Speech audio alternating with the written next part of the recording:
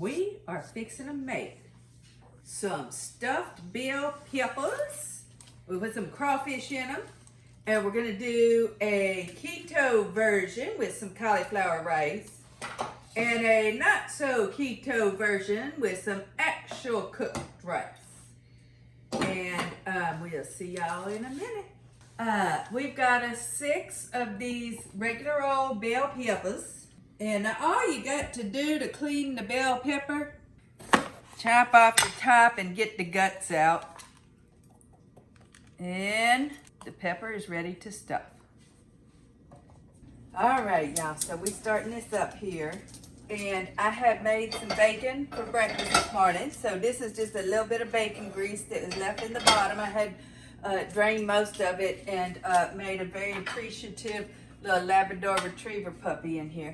So this is about a pound of ground meat, okay, that we are fixing to brown.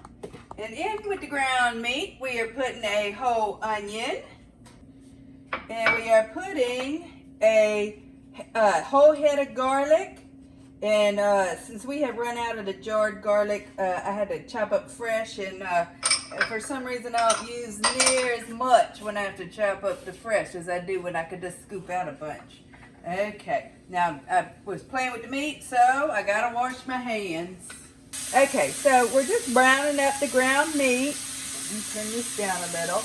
And into the ground meat, we're gonna put some of our most favorite Mr. Dan Pastorini's garlics and herbs. And we're gonna put some of this spice that I found that I didn't know existed till recently. This is adobo, and I'm just, oh my goodness. Who knew this deliciousness was hiding out there and I didn't even know about it. And I'm gonna throw in some of Nonna's fresh rosemary, fresh dill that we have, because Nonna's herb garden has so far survived the hurricane season, which is highly unusual. It's normally dead well at the beginning of the hurricane season. Wolfie and baby, Nonna loves you. We have browned the ground meat. Now I'm adding a pound of crawfish tails from CajunGrocer.com. And you know, if y'all check out the smile.amazon.com, you could put Jump for the Rose as your nonprofit, and then quarterly we get just a little piece of whatever you bought, but it don't cost you anymore. So it's a good deal for all concerned. And now I've got this little baby tomato sauce that I'm putting in here.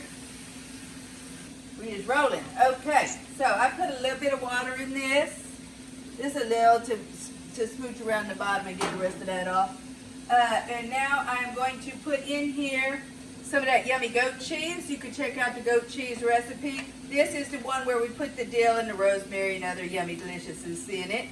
And I'm just going to tell you this fresh goat cheese thing with the lemon and the fresh goat milk. Yum, yum, yum. And I have this on a very low. So I'm just mixing this up good, and then I'm going to do a quick taste test on it. All right now. Okay, let's take us a taste test.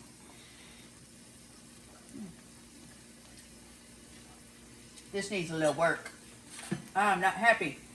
We're going to put us in some Jacobson's garlic salt. Chili salt. Chili pepper salt. And we got to go a lot heavier on the garlic and herb. And we got to go heavier on the adobo.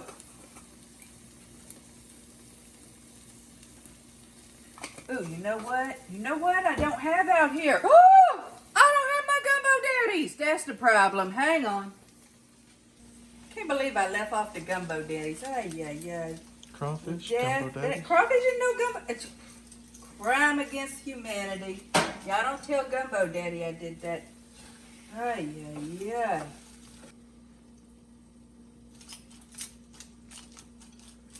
That fixed it. We good to go now. So I'm putting about half of this in here. That's going to be not keto friendly.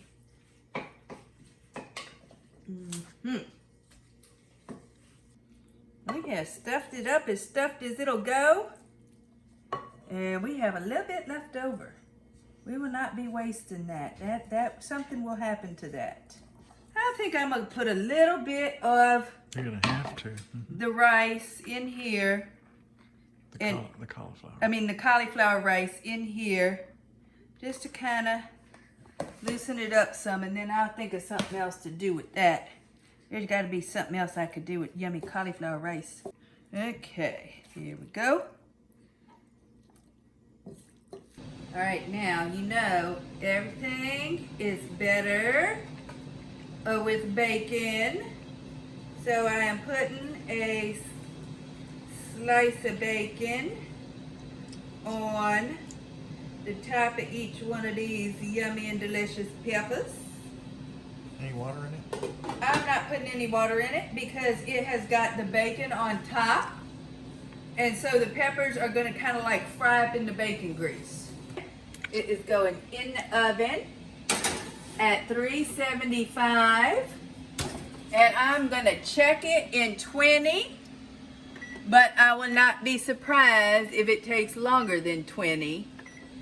So it has been right at an hour on 375. And make sure. I'm kind of surprised the bacon is still looking not quite all the way baconed. I'm going to give it another, I would say another 20. Because that has got to get cooked up good, because you cannot have raw bacon. But our peppers are good. We're just waiting to finish up the bacon. I'm going to leave the lid off this time and throw it back in. We have got the bacon all bacon. And now all I'm doing here is putting some sliced yummy mozzarella across the top. Well, you know, because it wasn't fattening enough without any cheese on top. It's got to have cheese. And then after this, I'm going to put this back in for about another 5 minutes top end, just to get the cheese all nice and drippy and melted. Did you use a pickaxe to slice that cheese, honey? I might have. What's it to you? Oh my. This looks delicious. Okay. See if I can't pick out a little piece.